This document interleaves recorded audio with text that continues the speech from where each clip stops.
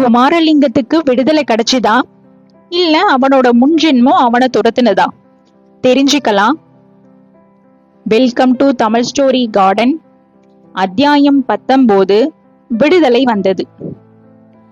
போன அத்தியாயத்துல சொன்னபடி சோலைமலை மணியக்காரர் சிறைச்சாலைக்கு வந்து குமாரலிங்கத்தை பார்த்து ஏறக்குறைய 1 வருஷத்துக்கு மேலாகிடுச்சு. இதற்கிடையில கீழே இருக்க மாஜிஸ்ட்ரேட் கோர்ட்டு, அதற்கு மேல செஷன் கோர்ட்டு, அதற்கு மேல ஹை கோர்ட் வரையில வழக்கு நடந்து முடிஞ்சது. கடைசியாக தலவாய்ப்பட்டினம் கழக வழக்குல சம்பந்தப்பட்டவர்கள்ல 4 பேருக்கு தூக்கு தண்டனை அப்படின்னும் 16 பேருக்கு ஆயுள் தண்டனை அப்படின்னும் தீர்ப்பானுச்சு. தூக்கு தண்டனை அடைஞ்சவர்கள்ல குமாரலிங்கனும் ஒருவன் அப்படிங்கறத நம்ம சொல்ல வேண்டியதில்லை. ஆனா குமாரலிங்கம் அதை பத்தி வியப்படையவும் இல்லை, வருத்தப்படவும் இல்லை. மரண தண்டனை அவன் எதிர்பார்த்த காரியம்தான். மேலும் ஆயுள் முழுவதும் சிறையில இருப்பது என்பது அப்படிங்கறத நினைச்ச போது அதை விட தூக்கு தண்டனை எவ்வளவோ மேல் அப்படின்னு அவனுக்கு தோன்றினது. ஆனா தூக்கு தண்டனை அடைஞ்ச மற்றவர்கள் யாரும் அந்த மாதிரி அபிப்பிராயப்படல. அவர்களுடைய உற்றார் உறவினரும் சிநேகிதர்களும் பொதுமக்களும் கூட அந்த மாதிரி கருதல. உயிர் இருந்தால் எப்படியும் ஒரு நாள் விடுதலை பெறலாம், ஆயுள் முழுவதும் சிறையில் இருக்க வேண்டி வரும் என்பதுதான் என்ன நிச்சயம்? இந்தியா அத்தனை காலமும் விடுதலை பெறாமலா இருக்கும்? 2-3 வருஷத்துக்குள்ளேயே ஏதாவது ஒரு சமரசம் ஏற்படலாம் அல்லவா? இந்தியா சுயராஜ்யம் அடையலாம் அல்லவா? எனவே தூக்கு தண்டனை அடைந்தவர்களின் சார்பாக பிரிவியூ கவுன்சிலுக்கு அப்பீல் செய்யப்பட்டது. குமாரலிங்கத்துக்கு இது கட்டோடு பிடிக்கல. அதனால ஒரு பையனும் விளைய போறதில்ல அப்படின்னு அவன் நம்பினான். மற்றவர்களுடைய கதி எப்படியானாலும் தனக்கு தூக்கு தண்டனை உறுதியாகத்தான் போகிறது அப்படின்னு அவன் நிச்சயம் நம்பிட்டு இருந்தான். இருந்தாலும் மற்றவர்களோட வற்புறுத்தலுக்காக பிரிவியூ கவுன்சில் அப்பீலுக்கு அவன் சம்மதம் கொடுத்தான். சம்மதம் கொடுத்துட்டு சிறையில் இருந்து தப்பி ஓடுவதற்கு என்ன வழி என்பதை பத்தி யோசிச்சான். அதுவும் உண்மையில உயிர் தப்பி பிழைப்பதற்காக அல்ல, தூக்கு தண்டனையிலிருந்து தப்பி துப்பாக்கு குண்டடியினால் மரணமடையும் உத்தேசத்தோட. அதுவும் தன்னுடைய தலைவதி என்றும் அந்த விதியை மாற்ற ஒருவராலும் முடியாது அப்படின்னும் அவன் நம்பினான். எனவே தப்பி ஓடும் முயற்சிக்காக தக்க சந்தர்ப்பத்தை எதிர்பார்த்து காத்திருந்தான். பகலிலும் இரவிலும் கனவிலும் நனவிலும் அந்த எண்ணமே அவனை முழுக்க ஆட்கொண்டிருந்தது. சிறையிலிருந்து தான் தப்பி ஓடுவது போலும், தன்னோட முதுகுல குண்டு பாய்ந்து மார்பின் வழியாக ரத்தம் குபுகுபுன்னு பாய்வது போலவும் பல தடவை அவன் கனவு கண்டு வீறிட்டு கொண்டு எழுந்து உட்கார்ந்தான். ஆன போதிலும் சிறைச்சாலையிலிருந்து தப்பிச் செல்வது என்பது அவ்வளவு சுலபமான காரியமில்லை. எத்தனையோ நாவல்களில் கதாநாயகர்கள் சிறையில் இருந்து தப்பி ஓடியதாக தான் படிச்சிருந்த சம்பவங்களை எல்லாம் அவன் ஒன்னொன்னா எண்ணி பார்த்தான். ஆனா அவை ஒன்னும் அவன் இருந்த நிலைக்கு பொருத்தமா இல்லை. நாளாக விடுதலை வெறி அவனுக்கு அதிகமாகிக் கொண்டிருந்தது. என்னவெல்லாமோ சாத்தியமில்லாத யோசனைகளும் யுக்திகளும் மனதில தோன்ற ஆரம்பிச்சது. இதற்கிடையில சிறைச்சாலையின் பெரிய வெளி சுவர்களை தாண்டி கொண்டு இடையேயுள்ள சின்ன சுவர்களை தாண்டி கொண்டு மரண தண்டனை அடைந்த கைதிகளின் தனி காம்பவுண்ட் சுவரையும் தாண்டி கொண்டு சில செய்திகள் வர ஆரம்பிச்சது. காங்கிரஸ் மாபெரும் தலைவர்களுக்கும் பிரிட்டிஷ் சர்க்காருக்கும் சமரச பேச்சு நடந்து வருவது பற்றிய செய்திதான் அது. கூடிய சீக்கிரத்துல அரசியல் கைதிகள் எல்லோரும் விடுதலை அடையக்கூடியும் அப்படிங்கிற வதந்திகளும் வந்தது.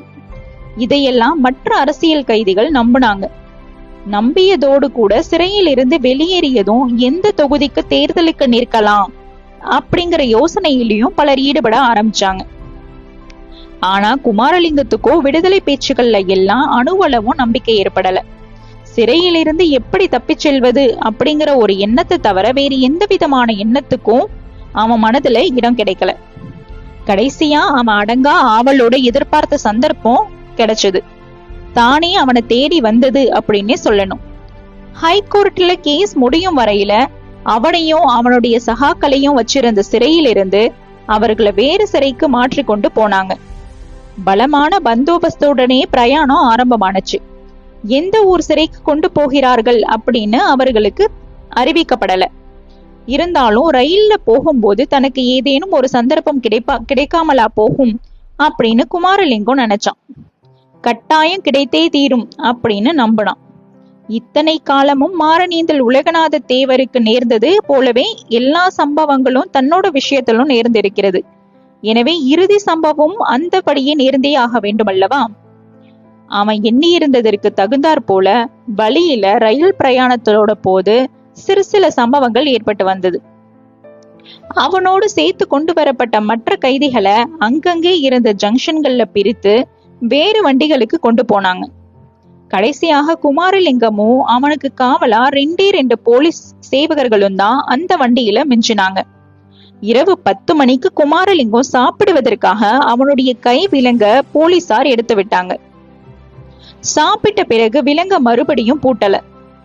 ஏதேதோ கதை பேசிக்கொண்டே வந்த போலீஸ்காரர்கள் கொஞ்ச நேரத்துக்கெல்லாம் கண் அசந்தாங்க.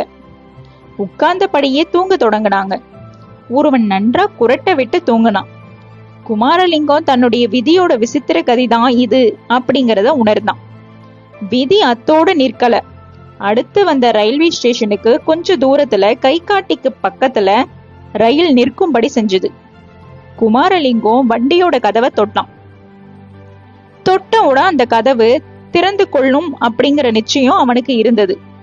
அது திறந்த போது ஆச்சரியமா தான் இருந்தது. போலீஸ்காரர்கள் 2 பேரையும் மறுபடியும் ஒரு தடவை கவனமா பார்த்தான். அவர்கள் தூங்கிக்கிட்டு தான் இருந்தாங்க. ஒருவன் அரை கண்ணை திறந்து இது என்ன ஸ்டேஷன் அண்ணே அப்படின்னு கேட்டுவிட்டு மறுபடியும் கண்ணை மூடிக்கிட்டான். அவ்வளவுதான். திறந்த ரயில் கதவு வழியா குமாரலிங்கம் வெளியில இறங்கினான். ரயில் பாதையின் கிராத்தியை தாண்டி குதித்தான். இதெல்லாம் இவ்வளவு சுலபமா நடந்து விட்டது அப்படிங்கறத நம்ப முடியாம கொஞ்ச நேரம் திகைத்து போய் நின்னான்.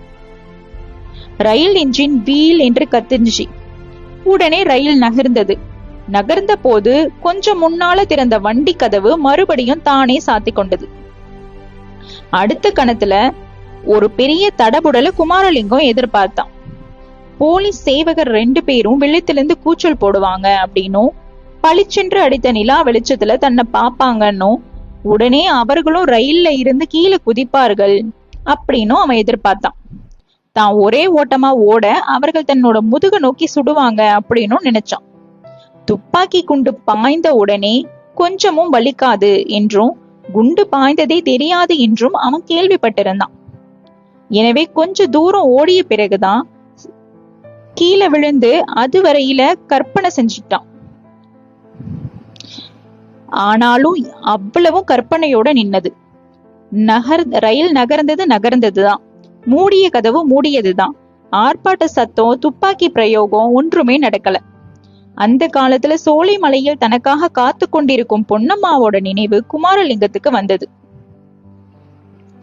இது ஏதோ கடவுளின் செயல், சோலைமலை முருகனின் அருள். பொன்னம்மாளை கடைசி முறை பார்ப்பதற்கு கடவுள் தனக்கு ஒரு சந்தர்ப்பம் அளித்திருக்கிறார்.